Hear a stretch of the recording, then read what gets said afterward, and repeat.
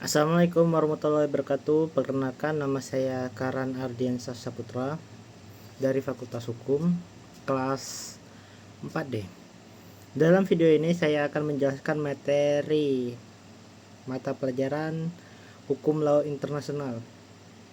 Di video kali ini saya akan membahas tentang konsep negara dalam hukum laut internasional berdasarkan UNCLOS 1982 untuk Konvensi Hukum Laut PBB. Topik ini penting karena negara memiliki posisi dan hak yang berbeda-beda bergantung kondisi geografis. Dalam UNCLOS 1982, negara diklasifikasi menjadi beberapa jenis, yaitu negara kepulauan, negara pantai, negara tidak memiliki pantai, dan negara yang secara geografis tidak beruntung. Nah, di video ini kita akan bahas satu persatu dengan bahasa yang santai dan mudah dipahami ya.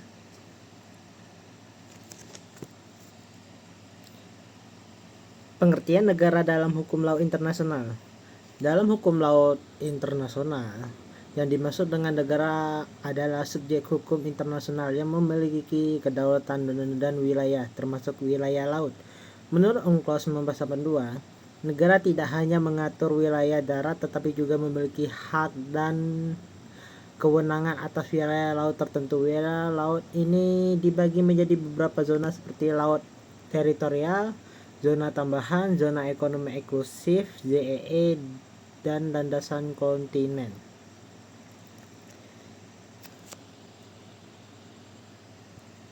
Setiap zona memiliki aturan dan batasan yang berbeda, baik dari segi kedaulatan maupun hak pengelolaan sumber daya.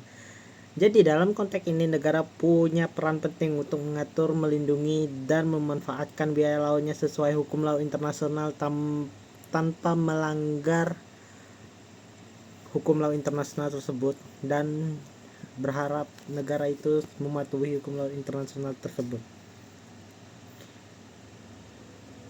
Negara kepulauan. Menurut UNCLOS 1982, negara kepulauan adalah negara yang seluruhnya terdiri dari satu atau lebih kepulauan dan dapat mencangkup pulau-pulau lain. Ciri utama dari negara kepulauan adalah adanya hubungan yang erat antara darat dan laut sehingga semuanya dianggap sebagai satu kesatuan wilayah. Contoh yang paling jelas adalah seperti Indonesia.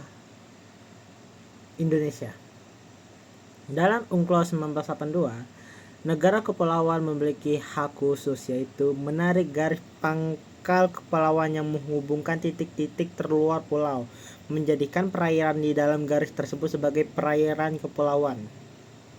Artinya, laut di antara pulau-pulau bukan laut bebas, tetapi bagian dari wilayah kedaulatan negara.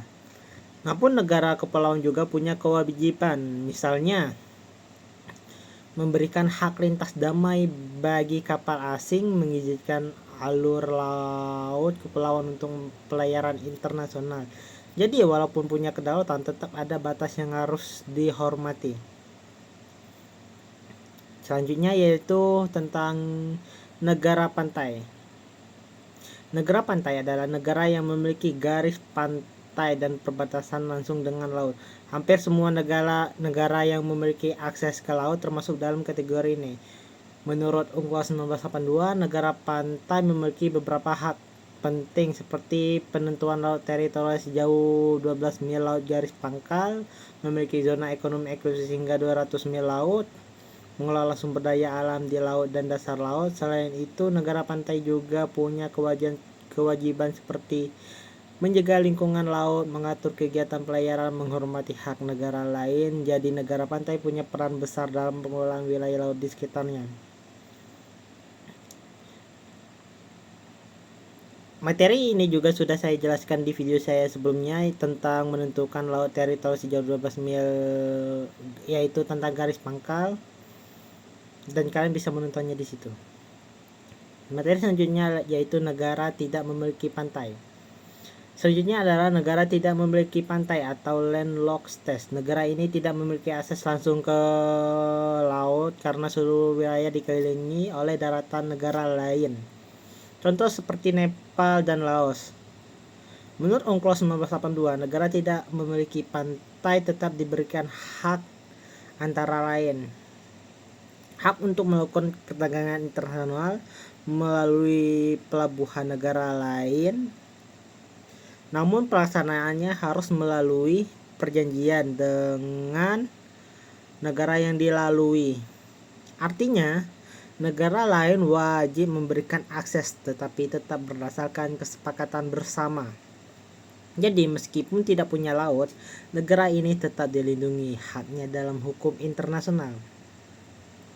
Selanjutnya yaitu negara yang secara geografis tidak beruntung. Terakhir kita bahas tentang negara yang secara geografis tidak beruntung. Tidak beruntung sekali negara ini. Menurut UNCLOS 1982, negara ini adalah negara yang memiliki akses ke laut, tetapi kondisi geografisnya membuat mereka tidak bisa memanfaatkan sumber daya laut secara maksimal. Contohnya seperti lautnya sempit, terletak di kawasan laut tertutup atau semi tertutup. Sumber daya alamnya sangat terbatas. Negara ini biasanya mengalami keterbatasan dalam sektor perikanan dan ekonomi laut. UNCLOS 1982 memberikan perhatian khusus kepada negara ini, misalnya dengan memberikan kesempatan untuk ikut memanfaatkan sumber daya di wilayah negara lain, terutama di ZEE, zona eksklusif ekonomi. Tujuannya adalah untuk menciptakan keadilan dan keseimbangan antar negara, agar negara tersebut yang tidak memiliki keuntungan bisa berkembang maju dan bisa mensejahterakan masyarakatnya walaupun dengan tidak keberuntungan wilayah atau geografisnya yang tidak beruntung.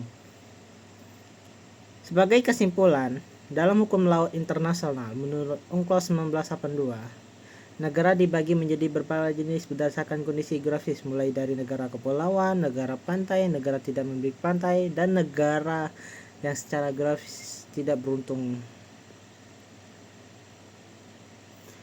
Setiap jenis negara memiliki hak dan kewajiban yang berbeda-beda, tetapi semuanya diatur untuk menciptakan ketertiban dan keadilan dalam pemanfaatan laut. Dengan memahami ini, kita bisa melihat bahwa hukum laut internasional tidak hanya soal batas wilayah, tetapi juga tentang kerjasama dan keseimbangan antar negara. Di sini saya akan sedikit mendapatkan materi, yaitu contoh negara yang secara geografis tidak beruntung. Menurut saya ada pulau yang mana mereka memiliki laut yang sangat luas, tapi tidak bisa memanfaatkan sumber dayanya dengan baik, atau secara maupun di dalam pulaunya, mereka di luar pulaunya mereka tidak memiliki. Oleh saat mereka mengelola sumber daya laut mereka sangat tidak bisa memahami apa yang bisa mereka ambil dari laut mereka. Seperti misalnya minyak di laut. Mereka memiliki banyak minyak, tetapi mereka tidak memiliki peralatan yang sangat memadai. Oleh karena itu mereka bisa meminjam peralatan atau bekerja sama dengan negara lain, tetapi juga memiliki resiko yang sangat besar. Oleh karena itu menurut saya, mari kita mengembangkan negara kita supaya kita bisa mengelola sumber daya alam kita, maupun itu di laut maupun itu di darat, dengan mandiri. Sekian video dari saya, maaf kalau ada salah kata, dan walaupun materi saya sangat banyak kurang, walaupun beberapa kata saya bukan saya yang membuatnya, kebanyakan, mohon maaf. Sekian dari saya.